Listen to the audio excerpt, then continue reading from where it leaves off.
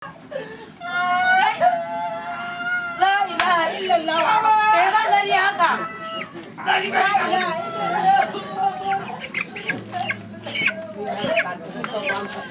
Tashi ne iska. Me ya ga gudura? Ka kashe mata. Ke na kuma Ba ni giya ba ni giya. Ni ne wallahi ban yadda ba sakan man da shi ke na kuma.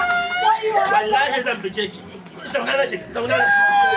Duka ko biya ce duka ko biya ce duka. La ilaha illallah. To ku kashe shi. Ku kashe shi. Me ya muku? Ku kashe shi. Lallahu alaihi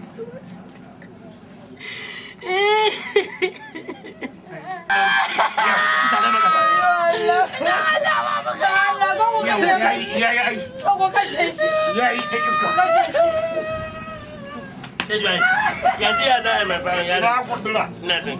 Ba duka yaro da za a yi ba. Ka san yin ice tigira ɗan yake na ƙwasa shi. To tun da shi ba zai lankwasu ba wannan mu dinga ba dan banza ruwa. Wannan irin ruwa. Mi ta ba shi ruwa. Sai ya saki. Har sai ya lankwashe. Sha mai ba. La ilaha illallah.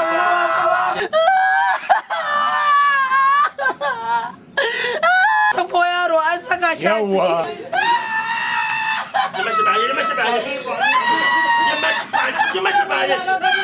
La ilaha illallah. Ba bulala dutse. Zuba ta, ɗauki ka zuba mashi.